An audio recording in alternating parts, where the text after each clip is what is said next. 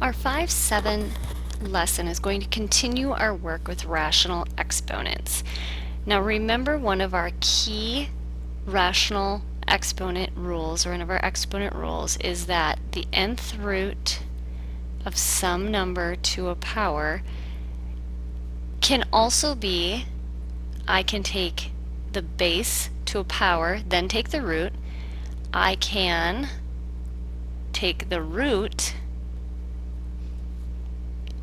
and then raise it to the power, or I can write this as a fraction, where that root indice number is the denominator and your exponent is the numerator.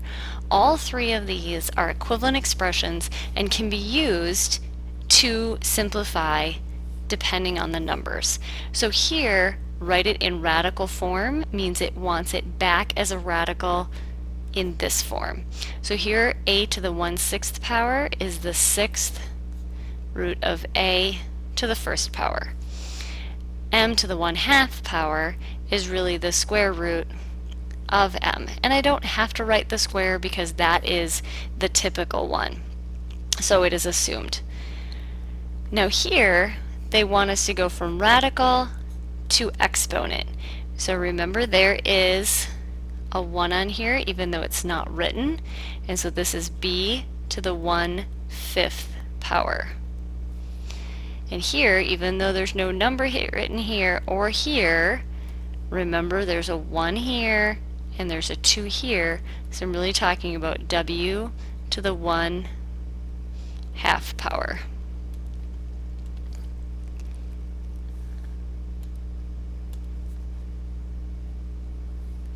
So that is just the quick introduction to it.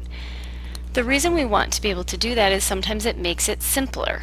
Now when I have something like this, I really see 49 to the -1 to the 1/2.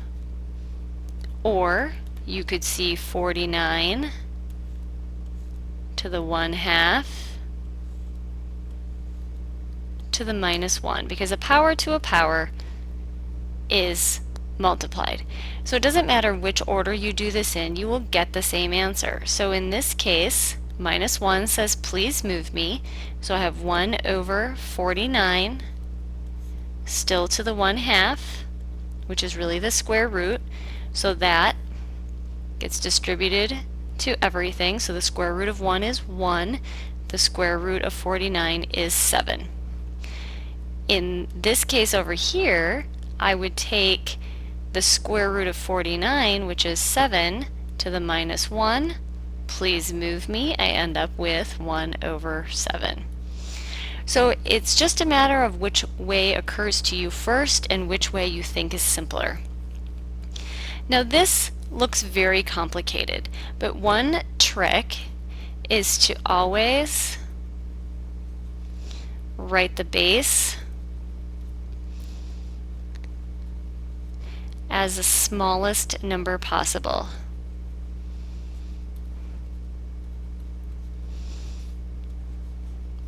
So what I'm going to do at some point is I'm going to figure out how to write 32 as prime factors to powers.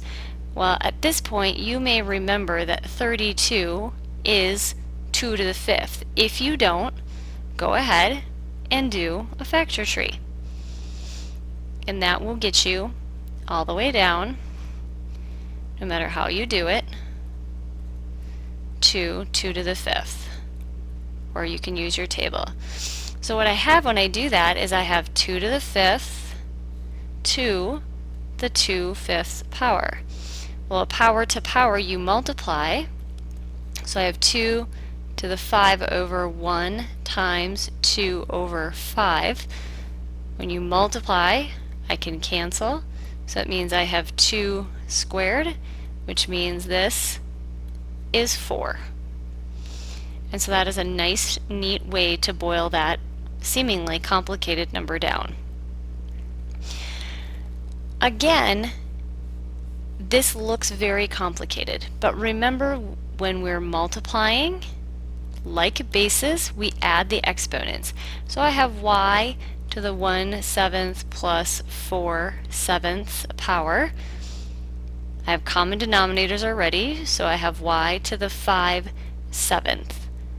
Well, to simplify this, this is the 7th root of y to the 5th. I can't make that any smaller, so that is your final answer. Over here, again, I have this negative, so I can take care of that in any order that I want. And so I might write this as x to the 2/3 to the -1 power, which is going to be the cube root of x squared to the -1. Well, that doesn't get me anywhere for simplifying, but -1 says, please move me. So I have 1 over 3 square roots of x squared. But this is bad math grammar to leave that radical in the denominator, so I'm going to rationalize the denominator by multiplying by the cube root of something, top and bottom. Well, if I have 2 x's here, I only need 1 more. And so in the numerator, I have the cube root of x. In the denominator, I have the cube root of x cubed. And so I have the cube root of x over x. And that is your final answer.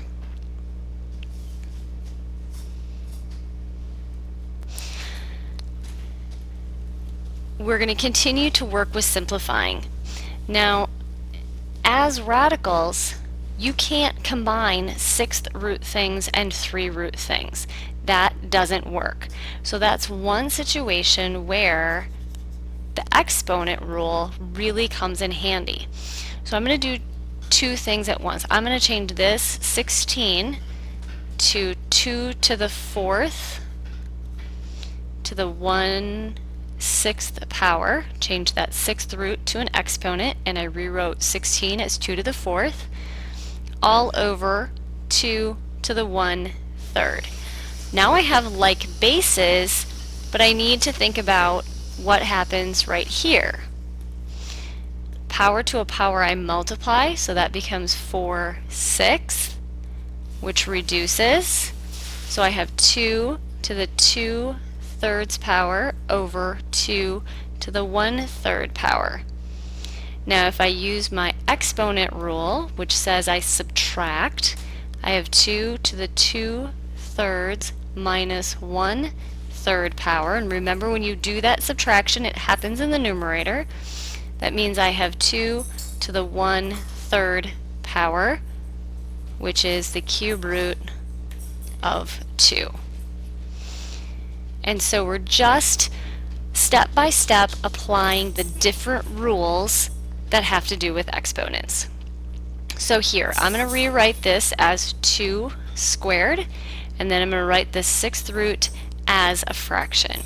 So I have 2 squared x to the 4th, and all of that is to the 1/6 power. My exponent rule says I distribute that, and so I have 2 squared to the 1/6 times x to the 4th to the 1/6 power.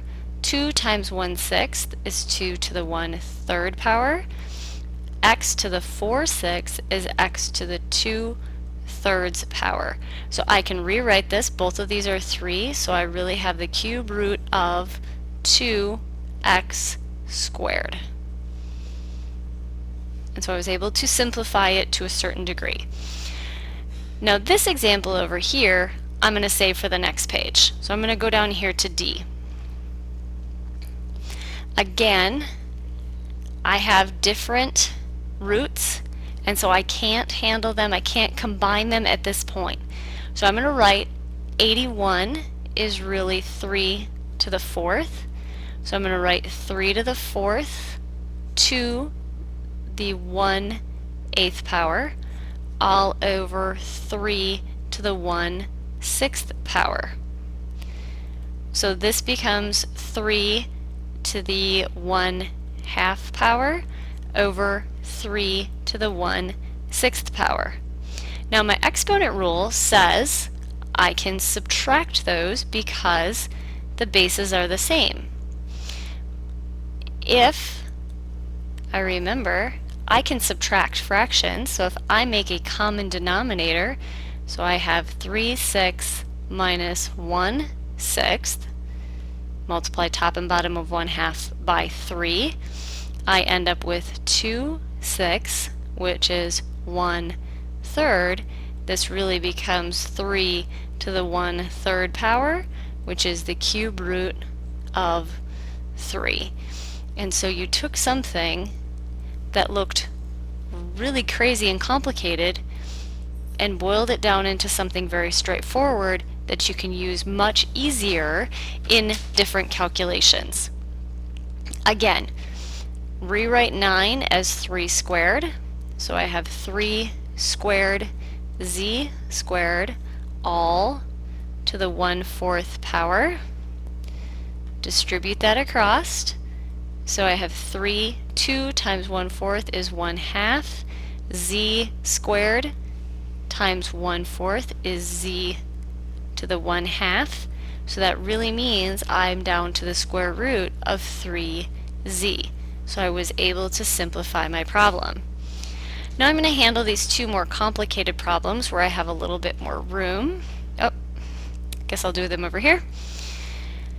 Now to me, this seems very scary to handle like this. So I might actually think about this in terms of this, because now it looks more like the conjugate problems. So I'm going to go ahead to a clean screen, and I have the square root of y plus 1 all over the square root of y minus 1.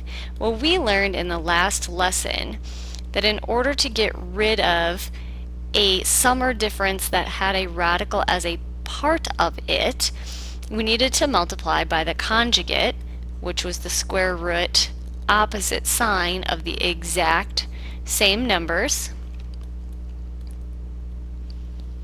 Remember, top and bottom, same number. So on the top, I'm going to FOIL, and remember the bottom will become a squared minus b squared. That's the whole point of it. So the top, I have the square root of y times the square root of y, which is y. Outside terms, square root of y. Inside terms, square root of y. Last terms, 1. Remember, it's multiplication. The square root of y squared is y. The square of 1 is 1. And when I combine like terms, I end up with y plus 2 square roots of y plus 1 all over y minus 1. And that is your answer. This problem is going to work out exactly the same, except now I have the square root of m minus 1 all over the square root of m plus 1. And remember, the 1/2 power and the square root are the exact same. Now my conjugate is the square root of m minus 1, and I'm going to multiply by that, top and bottom.